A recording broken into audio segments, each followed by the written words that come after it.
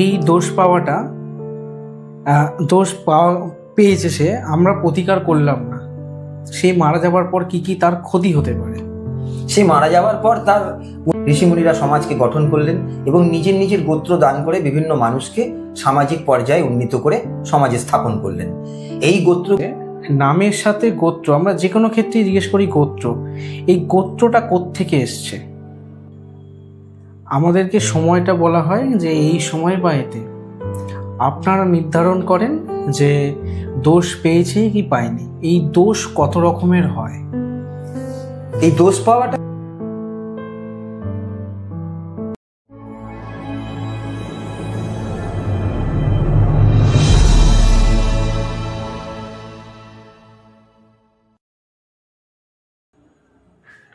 নমস্কার। নমস্কার। ইতিকথার আসর চ্যানেলের আর একটি নতুন এপিসোডে আপনাদের স্বাগত জানাই। প্রতিনিয়ত আমাদের চ্যানেল বিভিন্ন পেশার মানুষজনদের নিয়ে এসে একটি এপিসোড করে এবং আপনাদের সামনে তুলে ধরে। আজকে আমার সাথে রয়েছে বিভিন্ন বাড়িতে পূজা আর্চা হয়, আমরা পুরোহিত ডাকি, সেটাও কেন একটা পেশার মধ্যে পড়বে না। তাই আজকে আমাদের সাথে উপস্থিত আছেন অর্ণব ভট্টাচার্য জেঠু, আমাদের আমন্ত্রণে এসছেন। নমস্কার। নমস্কার। প্রথমেই আমার যেটা প্রশ্ন, আমরা যেহেতু জন্ম মৃত্যু বিয়ে তিন বিধাতা নিয়ে আমাদের এই এপিসোডটার আজকে এইটাই নাম, প্রথম যে জন্মগ্রহণ করছে নামের সাথে গোত্র, আমরা যে কোনো ক্ষেত্রে জিজ্ঞেস করি গোত্র, এই গোত্রটা কোত্থেকে এসছে? এখন গোত্র হচ্ছে মুনি ঋষিদের নাম, অর্থাৎ কিনা সমাজের প্রথম অবস্থায় যে সময় মানুষ সমাজ তৈরি করেনি বা সম্পূর্ণভাবে সমাজভুক্ত প্রাণী ছিল না, তা সমাজভুক্ত প্রাণী হলো কখন? ঋষিমুনিদের তত্ত্বাবধানে। ঋষিমুনিরা সমাজকে গঠন করলেন এবং নিজের নিজের গোত্র দান করে বিভিন্ন মানুষকে সামাজিক পর্যায়ে উন্নীত করে সমাজে স্থাপন করলেন। এই গোত্রগুলোর তাৎপর্য হচ্ছে ব্রাহ্মণদের যে গোত্রগুলো রয়েছে সেই গোত্রগুলো হচ্ছে সেই ঋষির সন্তান তারা। অর্থাৎ ধরো আমার গোত্র শাণ্ডিল্য, তাহলে আমি শাণ্ডিল্য ঋষির ঔরসজাত সন্তান, মানে পরস্পর হয়ে আসছে যেভাবে জন্ম, সেই হিসেবে আমি তাদের সন্তান। কিন্তু শাণ্ডিল্য গোত্র আরেকজনেরও হতে পারে, সে অব্রাহ্মণ, সেক্ষেত্রে তাকে গোত্রান্তরিত বা গোত্র দান করা হয়েছিল। এইটাই হচ্ছে সমাজকে প্রতিষ্ঠা করার জন্য গোত্রের ভূমিকা। কত রকম, কত মনীষীর তারা দান করেছিলেন এরকম? অনেক, যতগুলো মুনি ঋষি ততগুলো গোত্র। আচ্ছা, যত মুনি ঋষি ভারতবর্ষে ততগুলো গোত্র, এবং সেই গোত্র নিয়েই সমস্ত কিছু কাজ হয়। গোত্রটাই মানুষের সমস্ত কিছুর পরিচয় ধর্মীয় আচার অনুসারে, এবং যেহেতু সমাজটা ধর্মীয়ভাবেই স্থাপন করা হয়েছিল তাই সেই ট্র্যাডিশনটা এখনো বজায় আছে। ঠিক। এবার চলে আসি বিবাহর দিকে। বিবাহ ক্ষেত্রে আমরা দেখেছি যে ব্রাহ্মণরাই মূলত বিবাহ দিচ্ছেন। এখন এই সময় দাঁড়িয়ে 2025-এ দাঁড়িয়ে বহু নারী তারা বিবাহ দিচ্ছেন, সেক্ষেত্রে কতখানি সেটা শাস্ত্রীয় মত? শাস্ত্রীয় মত অনুযায়ী ব্রাহ্মণই বিবাহ দেয়, কিন্তু যেহেতু সমাজটা আজ শাস্ত্রেরই শুধুমাত্র করায়ত্ত নয়, সমাজটা আধুনিকতা অর্জন করেছে, সমাজটা শিক্ষা অর্জন করেছে। তৎকালীন সময়ে সমাজে সেইরূপ শিক্ষাও ছিল না, আধুনিকতা ছিলই না। কিন্তু যেহেতু সমাজটা যুগের সাথে সাথে তাল মিলিয়ে এগিয়ে গেছে, সমস্ত মানুষজন শিক্ষিত হয়েছে এবং এরা নিজস্ব জায়গা বুঝতে পেরেছে, ভূমিকা বুঝতে পেরেছে, কোন কাজের কি মানে সেটা বুঝতে পেরেছে, সেই জায়গায় দাঁড়িয়ে এখন নিজেরাই পৌরোহিত্য করে। পুরোহিত টাকার প্রয়োজন হয়তো অনেকে বোধ করেন না, কিন্তু এটা শাস্ত্রীয় বিচারে নয়, মনুষ্যত্বের বিচারে, মানুষের সামাজিক বিচারে। ঠিক।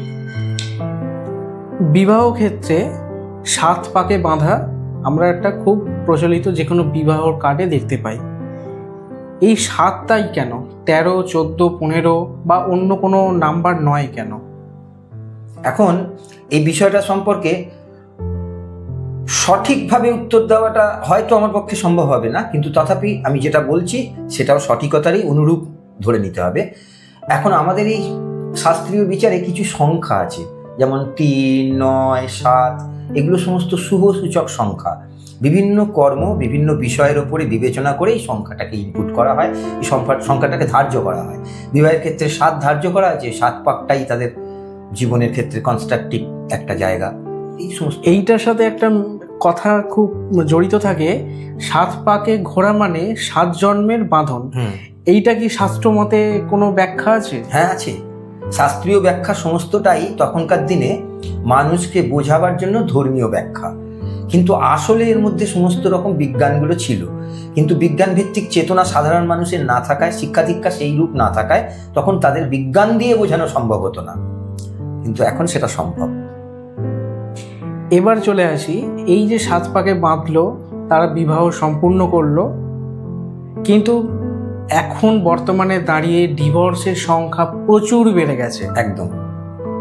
7 পাকে তো তারা ঘুরে নিল, কিন্তু যদি আমি এই রিচুয়ালসের মধ্যে আসি, বিবাহ বিচ্ছেদের পর তারা কি রিভার্সে ঘুরবে? যে 7 পাকে যেটা ঘুরেছিল তারা কি উল্টো দিকে 7 পাক মারবে, বা এরকম কোনো বিধান রয়েছে? যদি 7 পাক রিভার্স না মারতো তাহলে সে ডিভোর্সের কথাটা চিন্তাই করতো না, রিভার্সে অলরেডি সে মেরে ফেলেছে। অর্থাৎ কি না, 7 পাক রিভার্স মারলো বা 7 পাক পজিটিভ ঘুরলো সেটা বড় কথা নয়, 7 পাকটা নিমিত্ত মাত্র মানুষের জীবনকে, মানুষের সম্পর্ককে সুসংহতভাবে একটা রূপ দিতে এগুলোর ব্যবস্থাপনা ছিল তখনকার দিনে। এখন এই ব্যবস্থাপনাগুলো জাস্ট অনুষ্ঠান হিসেবে মানুষের কাছে ধার্য হয়, তখনকার দিনে গুরুত্ব দেওয়া হতো যেভাবে সেইভাবে দেওয়া হয় না। মানুষ অনেক আধুনিক মনস্ক, অনেক শিক্ষিত, তারা এটাকে মজা হিসেবে, একটা আনন্দ হিসেবে, একটা পার্ট অফ গেম হিসেবে, বিবাহের কর্মাঙ্গীভূত ব্যবস্থা হিসেবে মেনে নেয়, কিন্তু মানসিকভাবে অতটা বোল্ড হয় না। যে তখনকার দিনে একটা ছেলে যে 7 পাক ঘুরে বুঝতো, যে বোধ হতো তার যে না, এই 7 পাক ঘোরাটা বোধ হয় কখনোই আর রিভার্সে ঘোরা যাবে না এবং একে কখনোই ছিন্ন করা যাবে না। তাই তারা বিভিন্ন অসন্তোষ সত্ত্বেও, বিভিন্ন অসুবিধা সত্ত্বেও স্বামী স্ত্রী এক জায়গায় থেকেও অনেক সময় লাইফ কাটিয়ে দিয়েছে, কিন্তু এখনকার ক্ষেত্রে সেটার প্রয়োজনীয়তা একেবারেই নেই। ভিন্ন ভিন্ন দুটি ছেলে মেয়ে বিবাহ সূত্রে আবদ্ধ হয়ে সংসার যাপন করবে, এবং তার মধ্যে কোনো বিরক্তি বা কোনো রকম বিড়ম্বনার উপস্থিত হলে তারা বিবাহ বিচ্ছেদ ঘটাবে, এবং প্রায়শই সেটা আইনতের মাধ্যমে, এখানে শাস্ত্রীয় কোনো হস্তক্ষেপ থাকে না। অনেক ক্ষেত্রে শোনা যায় যে একটা সময় নাকি বিবাহ দিনের বেলায় হতো। হ্যাঁ, আমিও শুনেছি, এটা এখনো আছে কিছু কিছু কমিউনিটির মধ্যে। আচ্ছা, সর্বস্তরে নয়, আর তখনও সর্বস্তরে ছিল না।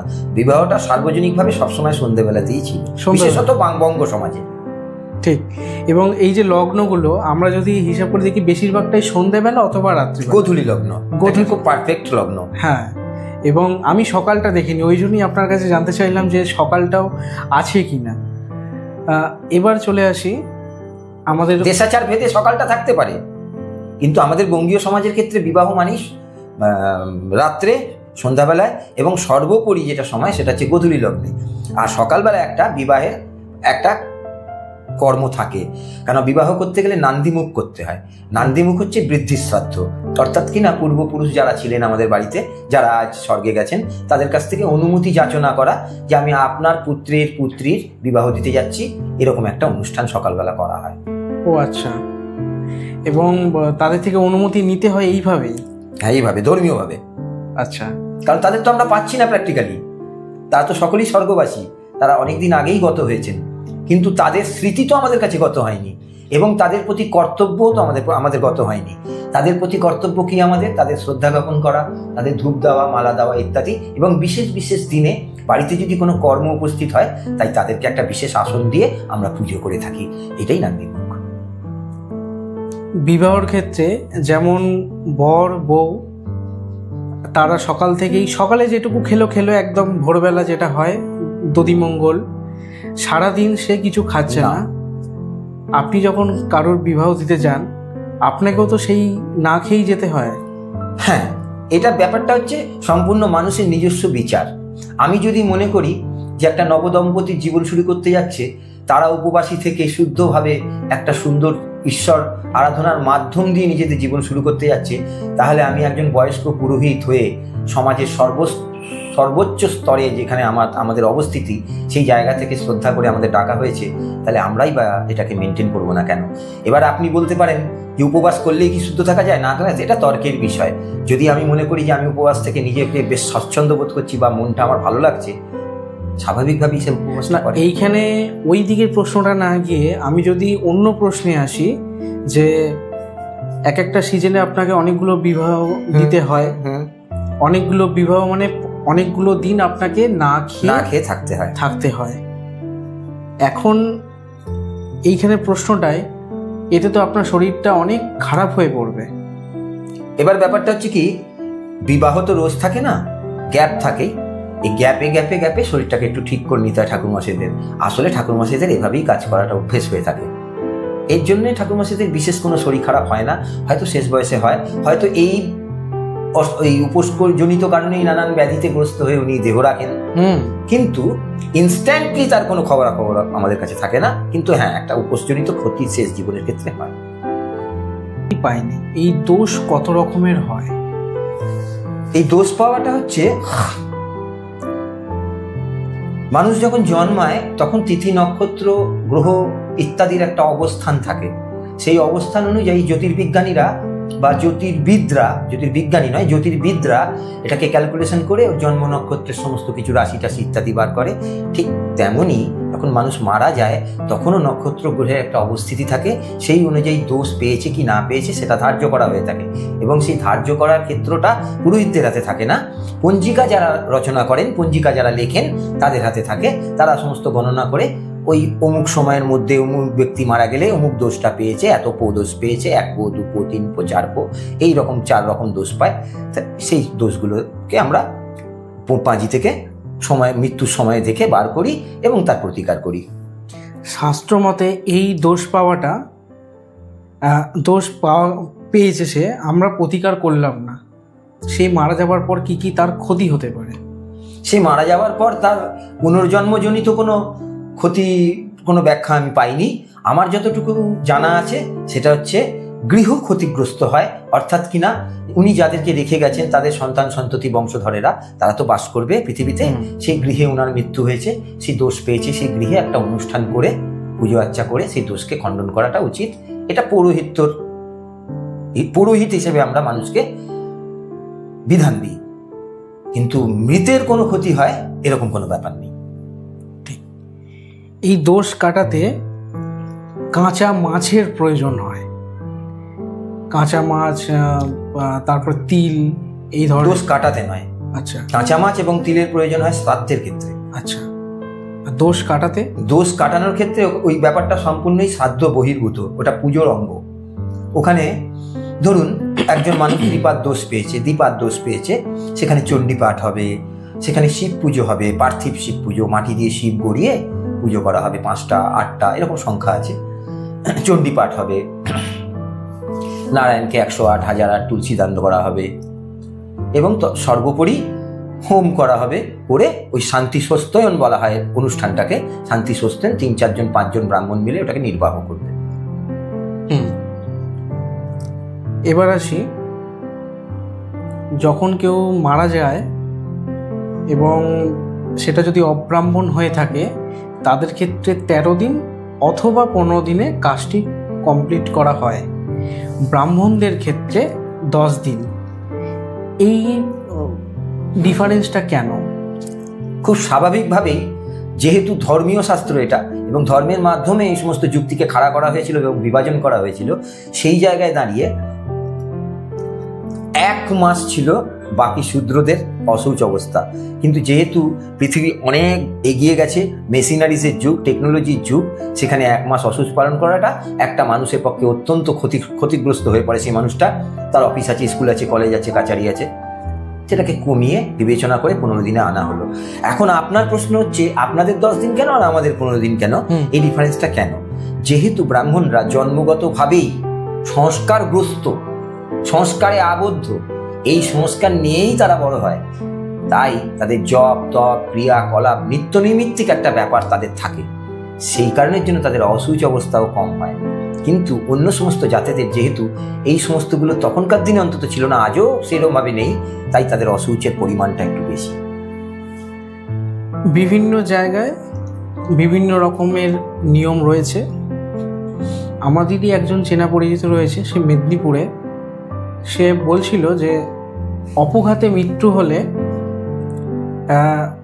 3 দিনে বা এরকম একটা কাজ করে নেয়, কিন্তু 1 বছর কমপ্লিট হলে তার একটা কোষ পুতুল দাহ করে তাকে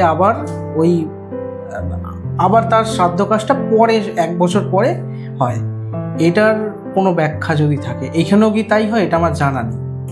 না, অপঘাতে মৃত্যুর ক্ষেত্রে মানে কর্মের ব্যাখ্যাটা সম্পূর্ণ আলাদা, এবং সুস্থভাবে বা স্বাভাবিক মৃত্যু হলে তার ব্যবস্থাটা একটু আলাদা। অপঘাতে মৃত্যু হলে তেরাত্রি পেরিয়ে কাজ করতে হয়। 1 বছর পরে কুশপুত্তলিকা দাহ করে বিভিন্ন দেশাচার ভেদে, প্রথমেই বলে দিচ্ছি, সব দেশে কিন্তু সমান নিয়ম নয়। শাস্ত্র যেরকম যেরকম জায়গায় গেছে সেখানকার প্রয়োজনীয়তা অনুযায়ী রূপ ধারণ করেছে। শাস্ত্রীয় বিচারে কোনো জায়গায় কুশপুত্তলিকা দাহ করে তার পুনঃশ্রাদ্ধ করা হয়, কোনো জায়গায় তেরাত্রি শ্রাদ্ধ করে গয়ায় পিণ্ড দেওয়া হয়, ইত্যাদি ইত্যাদি। এগুলো মানুষের নিজস্ব ব্যাপার। এখানকার কি নিয়ম রয়েছে? এখানে নিয়ম হচ্ছে তেরাত্রি ব্যতীত করে শ্রাদ্ধ করা এবং গয়ায় পিণ্ড দেওয়া। গয়ায় পিণ্ড দিতে গিয়ে বহু ক্ষেত্রে অন্যান্য যারা ভূত আছে তাদেরকেও পিণ্ড দিতে হয়, এটা কারণটা কি? দেখুন, ধর্মীয় ব্যাপার তো স্বভাবতই খুব সূক্ষ্ম এবং অত্যন্ত গভীরে চিন্তার ব্যাপার। তাই আপনি বলুন না, আপনি খেতে বসেছেন, সে সময় 3 জন আরো উপস্থিত রয়েছে, তাদের না দিয়ে আপনার খাওয়া উচিত। এই বিবেচনা থেকেই কার্যটা করা হয়। ঠিক। শ্রাদ্ধের সময় বালিশ থেকে শুরু করে, বিছানা থেকে শুরু করে, জুতো, ছাতা, তার সমস্ত কিছু আয়োজন, এটা কেন দেয়া হয়? দেখুন, যদি পরিবারের দিক থেকে ভাবনা চিন্তার ব্যাপারটা আপনি ধরেন, তাহলে ভাবতে হবে না যে একটা মানুষ এত বছর এতগুলো দিন আমাদের সঙ্গে ছিলেন, তার নিত্য নৈমিত্তিক যে প্রয়োজনীয়তাগুলো ছিল, যা উনি জীবনভর ইউজ করেছেন, ব্যবহার করেছেন, ভোগ করেছেন, সেগুলো মৃত্যুর পরে শেষ কাজে তাকে একবার দেব না, এই বিবেচনা থেকে মানুষ দান করে। আর এদিকে মানুষের আরেকটা ভাবনা চিন্তারও উদয় হয়। শাস্ত্রকারেরাও এই চিন্তার মূল বশবর্তী হয়েই মূল জায়গাটা তৈরি করেছিলেন। সেটা হচ্ছে, যখন মানুষের মৃত্যু হলো, তার সমস্ত আশা আকাঙ্ক্ষা, সমস্ত চাহিদা পরিত্যাগ করে সে চলে গেল। অনেক আশা আকাঙ্ক্ষা তার মিটেছে, অনেক আশা আকাঙ্ক্ষা তার মেটেনি। তার নিত্য প্রয়োজনীয় সমস্ত ব্যবহার্য জিনিস যদি নতুন করে দান করা হয়, এবং দান করার পর সেটা কে নেবে, তার তৎকালীন সময় ঠিক করা হলো ব্রাহ্মণ নেবে। কেন না, ব্রাহ্মণ তৎকালীন সমাজে একজন সর্বাঙ্গীন সুন্দর মানুষ, যিনি ধর্মে, কর্মে, শিক্ষায়, দীক্ষায়, ন্যায় নীতিতে সর্বাঙ্গীন সুন্দর একজন পরিপূর্ণ মানুষ। এরকম একজন মানুষ যদি আমার বাবার মৃত আত্মার জিনিস গ্রহণ করে, তাহলে হয়তো আমার বাবা স্বর্গবাস হবে, আমার বাবা শান্তি পাবে। এটাই কনসেপ্ট। সে পুরোহিতের দিক থেকেই কনসেপ্ট হোক, শাস্ত্রকরের দিক থেকে কনসেপ্ট হোক, অথবা পরিবারের দিক থেকেই কনসেপ্টটা হোক, কনসেপ্ট মূলত এটাই। আপনাদের ব্রাহ্মণদের ক্ষেত্রে ওইতে কত বছর পর, মানে একটা বাচ্চা জন্মানোর কত বছর পর তাকে দেয়া হয়? মোটামুটি তখনকার দিনে তো 7 বছর 9 বছরও দেওয়া হতো, কিন্তু এখন সেটা দেওয়া হয় না। কারণ তখনকার দিনে যে পড়াশোনার যে ভিত্তিটা ছিল না, সেটা ধর্মীয় ভিত্তিতেই পড়াশোনা করতো বাচ্চারা। তা সুতরাং ওরা অ্যাডভান্স হয়ে পড়তো, তাই অল্প বয়সে তাদের পইতে দেওয়া যেত। কিন্তু এখন পড়াশোনার টোটাল ভিত্তিটাই বিবর্তন ঘটে গেছে, এবং যুগের পর যুগ ধরে পড়াশোনার ভিত্তি বিবর্তন ঘটেছে। স্কুল, কলেজ, হাবি জাবি অনেক কিছু অন্যরকম হয়ে গেছে। সেই কারণের জন্য এই বাচ্চাটা, যেহেতু অ্যাটেনশনটা ওদিকে পেরেন্টস দেওয়ায়, সেই কারণের জন্য বাচ্চাটা এইদিকে ইম্প্রুভনেসটা থাকে না। কারণ পারিবারিক যে ধর্মীয় শিক্ষার থেকে সে পরিপুষ্ট হয়ে ওঠে না। তাই এখনকার দিনে একটু বয়সেই পইতেটা দেয়। ওটাও কি সেই জোর সংখ্যাতে না বিজোড় সংখ্যাতে? অ্যাকচুয়ালি নিয়ম হচ্ছে বিজোড় প্লাস, অর্থাৎ বিজোড় কমপ্লিট করে জোরে পা দিয়েছে, এরকম একটা অবস্থায় পইতেটা হয়। ঠিক। 9 কমপ্লিট করে 10-এ পা দিয়েছে, 13 কমপ্লিট করে 14-এ পা দিয়েছে, এইগুলো হচ্ছে ব্যাপার। এবং সর্বোপরি 15 বছর 3 মাস অবধি তার শেষ সময় থাকে পইতে দেওয়ার। আচ্ছা। তারপরেও অনেকের বয়সকালে পইতে হয়, অনেকের বিভিন্ন অব্যবস্থার মধ্যে পড়ে পইতেটা হয়তো হয়নি, বিবাহের কালে হয়। সেক্ষেত্রগুলোতে প্রায়শ্চিত্ত করতে হয়, এবং সেক্ষেত্রগুলোতে বয়সের কোনো বাধা নিষেধ থাকে না। এবং বিবাহ দিতে গেলে পৈতেটাকে আগেই করতে হবে। অবশ্যই, পৈতেবিহীন হলে সেই ব্রাহ্মণ সন্তানের বিবাহ করা চলে না। ঠিক। এবার আসি, এখন এই সময় দাঁড়িয়ে, আগেও এটা আগে বেশি ছিল, এখনো রয়েছে, ব্রাহ্মণ অব্রাহ্মণের বিবাহ হয় না। এটার মূল কারণটা কি? এর মূল কারণ হচ্ছে, যদি আপনি মনুষ্য চেতনা বা মানুষের স্বার্থ চেতনা, মানুষের সমাজ চেতনা, মানুষের পারিবারিক চেতনা, মানুষের বিজ্ঞান চেতনা, এইগুলোকে যোগ করেন, তাহলে মূলতই সে চাইবে ইনডিফারেন্ট থাকতে, তার সঙ্গে না মিশতে। যে বর্ণটা আমার নয় সেই বর্ণের সঙ্গে আমি মিশবো না। কিন্তু ইনকেস যদি মিশে যায়ও, সেক্ষেত্রে ঋষি চাণক্য বলেছিলেন, হীন কুল থেকে সুন্দরী ও সুলক্ষণা কন্যা ঘরে আনিবে, ব্রাহ্মণদেরকে ইনস্ট্রাকশন দিয়েছিলেন উনি। কিন্তু গীতায় আবার বলছে যে অব্রাহ্মণের সন্তানের সাথে ব্রাহ্মণ সন্তানের বিয়ে হলে বর্ণসংকর জন্মলাভ করে। বর্ণসংকর অত্যন্ত অশুভ প্রাণী হিসেবে গীতায় বর্ণনা করা আছে। তো এইগুলো এখনকার দিনে বিশদ আলোচনা না করাই উচিত, কারণ এখন এত মিক্সিং হয়ে গেছে। মনুষ্য এখন শুধু মনুষ্য হিসেবেই পরিচয় লাভ করে বেঁচে আছে। মনুষ্যের আলাদা আলাদা সমস্ত ধর্ম, ভাব, এই জাত, এগুলো নিয়ে ভাবনা চিন্তা করার মতন সময় এখন আর নয়, এবং ব্যাপারটা অত্যন্ত নিন্দনীয়। সেই জায়গায় বিশদ আলোচনায় না যাওয়াই ভালো। এগুলো মানুষের নিজস্ব ব্যাপার। অনেকেই তো এইখানে একটা জিনিস জিজ্ঞেস করার, অব্রাহ্মণ মেয়ে ব্রাহ্মণ পরিবারে এলো, তার যে সন্তান সে কি ব্রাহ্মণের স্বীকৃতি পাচ্ছে? সে ডাইরেক্ট ব্রাহ্মণের স্বীকৃতি পাবে। পাবে। আচ্ছা। কিন্তু অব্রাহ্মণের ছেলে ব্রাহ্মণের মেয়েকে বিয়ে করে নিয়ে গেলে তার সন্তান ব্রাহ্মণের স্বীকৃতি পায় না। কেন? যেহেতু আমাদের সমাজটা পিতৃতান্ত্রিক। ঠিক ঠিক, পুরুষ শাসিত সমাজ। ঠিক।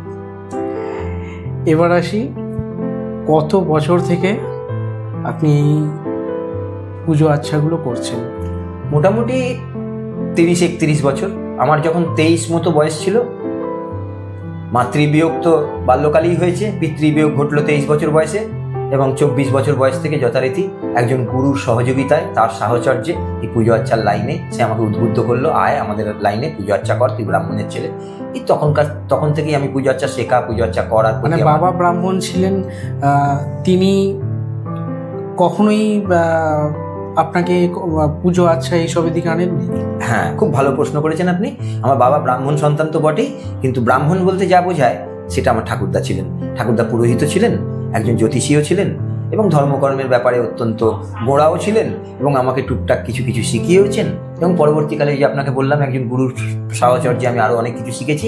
কিন্তু বাবা কিন্তু ঠিক ঠাকুরদার মতো ছিলেন না, অর্থাৎ জেনারেশন গ্যাপ বলতে পারেন। বাবা অফিসার ছিলেন, একজন ক্যানাডিয়ান ফার্মের, অত্যন্ত আধুনিক মনস্ক মানুষ, বইতে পড়তেন, ধর্মকর্ম মানতেন, কিন্তু ধর্মের বৃহত্তর আস্ফালন বা আন্দোলন ওনার মধ্যে কখনো আমি দেখিনি। আচ্ছা। তারপর এতগুলো বছর ধরে টানা কাজ করছেন, এখন পিছনে যখন ফিরে দেখেন, কোন জিনিসটাকে আপনার মনে হয় যে আরেকটু ভালো করলে হয়তো মনে হতো যে জীবনটা সার্থক হতো?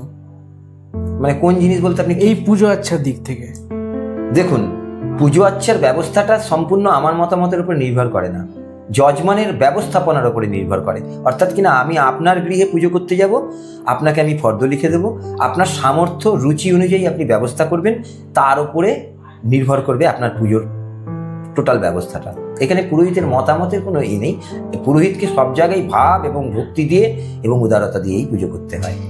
এইখানে বলি, জজমান যখন আপনার কাছে আসে, বিভিন্ন পুজো ক্ষেত্রেই হোক বা অন্যান্য কোনো অনুষ্ঠানে, ফর্দ একটা দেয়া হয়। এই ফর্দটা অনেক ক্ষেত্রে বাড়ি থেকে রিকোয়েস্ট করে যে একটু কম করে লেখার জন্য। আদৌ কি কম করে এই পুজো সম্ভব হয়? দেখুন, কম করে লেখার ব্যাপারটা কি জানেন তো, একটু কোনো বিষয় যদি সংক্ষিপ্ত করার চেষ্টা করা হয়, তার ভাবধারাকে অক্ষুণ্ণ রেখে, তাহলে হয়তো বা গরিব জজমানটার একটু আর্থিক সহায়তা হয়, সেদিকটাও পুরোহিত একটু বিবেচনা করে। আমি বোঝাতে পারলাম আপনাকে? পুজোর ব্যাপারটার ভাবধারাটাকে অক্ষুণ্ণ রেখে যদি একটু কম্প্রোমাইজ করা যায়, তাহলে একটু আর্থিক সুবিধা হয়। সকলের আর্থিক অবস্থা তো সমান নয়, পুরোহিতকে সকলকে নিয়েই তো চলতে হয়। 30 বছর ধরে টানা পৌরোহিত্য করছেন, খারাপ কোনো অভিজ্ঞতার সম্মুখীন হতে হয়েছে, বা এখনো কিছু কিছু জায়গায় খারাপ অভিজ্ঞতা হয়েছে? দেখুন, খারাপ অভিজ্ঞতা বলতে খারাপ লোকের সঙ্গে দেখা হওয়া, সেটা শুধু পৌরোহিত্য কেন, জীবনের বিভিন্ন ক্ষেত্রে বিভিন্ন কাজের মাধ্যমে আপনার সঙ্গে খারাপ এবং ভালো দুই লোকেরই দেখা হয়, আমারও হয়। সেই খারাপটাকে আমি বিশেষ গুরুত্ব না দিয়ে ভালোগুলোকে মনে রেখে চলার চেষ্টা করি। একটু কয়েকটা যদি খারাপ কিছু বলেন যে এই হয়েছে, আচ্ছা আচ্ছা, বুঝতে পারছি, যাতে সবার অনেকেই দেখবে যারা পৌরোহিত্যর সাথে যুক্ত বা আপনার কথা শুনে হয়তো তারা কিছুটা হলেও, যেহেতু যুগটা অত্যন্ত আধুনিক যুগ, আমাদের কাজকর্মগুলোকে এখন আর সেই আগেকার 100 বছর আগেকার মতন গুরুত্ব দেওয়া হয় না, সেহেতু অনেকটাই মানুষের কাছে এই জিনিসগুলো হালকা হয়ে গেছে, গুরুত্ব ভারিত্ব কমে গেছে। সেই কারণের জন্য যে মানুষগুলো এই ধর্ম বহন করে চলেছে, পৌরোহিত্য বহন করে চলেছে, সেই মানুষগুলোর ভাবমূর্তি এবং ব্যক্তিত্বর যে আকার, সেটা একটু ওনাদের কাছে খর্ব হয়েছে। সেই অনুযায়ী ওনারা একটু হালকা কথাবার্তা বলে ফেলেন। অনেক সময় হয়তো আমার নিষ্ঠা, আমার প্রতিষ্ঠা দেখে উনি ব্যঙ্গ করলেন, আমার হয়তো খারাপ লাগলো, সেক্ষেত্রেও আমরা অনেক সময় হেসে উড়িয়ে দিই। অনেক সময় অনেক আচরণই, আধুনিক আচরণ পুরোহিতদের কাছে অপমানজনক বোধ হয়। শহরতলির দিকে এটা খুব বিশেষভাবে দেখা যায়। এই পৌরোহিত্য, এই পেশাটা আগে যেমন ছিল, এখন তো শুধুমাত্র কয়েকটা বড় পুজো ছাড়া, সেই অর্থে আগে যেমন শনি মঙ্গলবার একটা বারের পুজো হতো, বা এটা অনেক বাড়িতেই এখন প্রায় বন্ধ হয়ে গেছে, পেশার দিক থেকে অনেকটা কমে গেছে। আগামী দিনে আপনার যারা উত্তরসূরি বা আপনাদের মতো যারা উত্তরসূরি আছে, তাদের ক্ষেত্রে এই পেশা, পৌরোহিত্য পেশাটা কতখানি গুরুত্ব থাকবে বা থাকবে না? দেখুন, মানুষের ধর্মীয় ভাবধারা অব্যাহতই থাকবে, আধুনিকতার সাথে সাথে হয়তো কিছু কমবে বাড়বে, কিন্তু মূল জায়গাটা কখনোই বিঘ্নিত হবে না। মানুষ ঈশ্বর ভক্তি করে, পিতামাতায় ভক্তি করে, সে কারণে জন্য ওয়ার্কগুলো চলবে। এবার এই ওয়ার্কগুলোর যে বৃহত্তর অবস্থা ছিল, সেগুলো দিন দিন খর্ব হয়েছে, আগামী দিনেও হবে, অত্যন্ত ছোট হয়ে যাবে। মানুষের আর্থিক অবস্থার জন্য, মানুষের সময়ের অভাবের জন্য, মানুষ বিদেশ যাত্রার জন্য, মানুষ বিভিন্নভাবে জীবনের ক্ষেত্রে বিভিন্ন জায়গায় প্রতিষ্ঠিত, আজ আর ঘর কোনো মানুষ নেই, এসবের ক্ষেত্রের জন্য জায়গাটা একটু ছোট হবে, কিন্তু জায়গাটা কখনো মুছে যাবে না। ঠিক। আমাদের গল্প করতে করতে অনেকটা সময় আমরা কাটিয়ে ফেললাম। আপনাদের যদি আরও কোনো প্রশ্ন থাকে নিশ্চয়ই করবেন। জেঠুর নাম্বার আমরা দিয়ে দেব, আমাদের সাথেও যোগাযোগ করতে পারেন, আমরাও যোগাযোগ করিয়ে দেব। যে কোনো প্রবলেম বা যে কোনো সমস্যা মনে হচ্ছে যে জেঠুকে দিয়ে হবে, জেঠু শ্রাদ্ধ স্পেশালিস্ট বললেও কম বলা হবে, খুব ভালো কাজ করেন, ভীষণ ভালো। তার এইটুকু বলতে পারি, ঠকবেন না। আজকের মতো আমাদের এপিসোড এখানেই শেষ করছি, বাকি কথা আবার পরে হবে। নমস্কার।